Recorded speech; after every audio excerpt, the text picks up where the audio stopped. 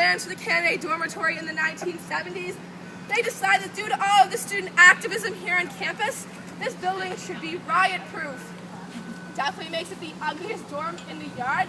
If you don't believe me as to just how ugly this 1970s architecture is, you can ask any student who lives in Leverett House or Mather House. Their towers were built in the 1970s, and they're so ugly that if you buy a postcard of the Harvard skyline, these buildings are usually airbrushed out. And then this lovely building over here was also built in the 1970s. This building is the Science Center. Legend has it that this building was modeled after a Polaroid camera because the Polaroid family donated much of the money for its construction. Now as you go higher and higher in the Science Center, the floors become smaller and smaller, and the equipment becomes more and more complex. So here at Harvard we have a theory that you can tell exactly how smart a student is by which floor of the Science Center their classes are on. I have made it to the second floor so far. You can judge how smart you think I am. At its heart, Harvard is a liberal arts college. This dates back to the 1930s when President Lowell declared that all Harvard men must know little about everything and one thing very well. So one thing very well is now our concentration. The little about everything is our general education requirement. All students must complete 8 general education courses before they graduate. Basically what this means is even a student studying physics is going to read literature here at Harvard, and even a student studying philosophy will have to learn calculus before they graduate. In order to graduate from Harvard, you must complete a total of 32 half-year courses, averages out to 4 courses per semester. However, we are not on a credit system here at Harvard like a lot of other schools, so under your tuition you can take more than 4 classes. You're allowed to take up to 6 a semester. Not the most popular approach, but it is allowed. And then this building behind me over here is one of the most beautiful buildings on Harvard's campus. This building is Memorial Hall. It was built in the 1870s.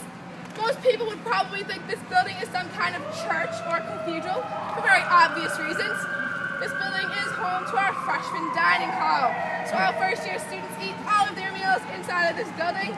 Our dining hall is called Annenberg Hall.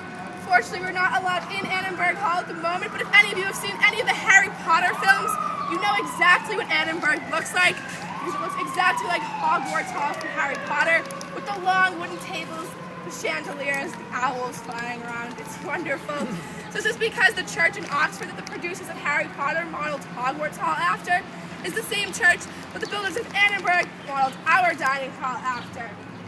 Now this building has 2 other purposes. The second is that it's our Civil War memorial. So all Harvard students who fought and died in the American Civil War are memorialized inside of Memorial Hall. However, you're not going to find a single Southern soldier memorialized inside of this building because Harvard was an abolitionist university. They decided that only Northern soldiers should be memorialized. The 15 Harvard students that fought and died for the Confederacy are the only 15 student soldiers that are not honored here on campus. It's because after World War II, Harvard decided that all students, regardless of which side they fought on, should be honored. So in our 20th Century War Memorial, there is a Nazi soldier as well as a Japanese pilot memorialized. And then the third purpose of this building, the backside of this building, is Sanders Theater. That is our largest indoor gathering space here at Harvard. So a lot of any large performances or meetings that may happen here on campus are inside of Sanders, as well as some of our larger lecture classes. I don't think any of you will be shocked to learn that our most popular class here at Harvard is Intro to Economics.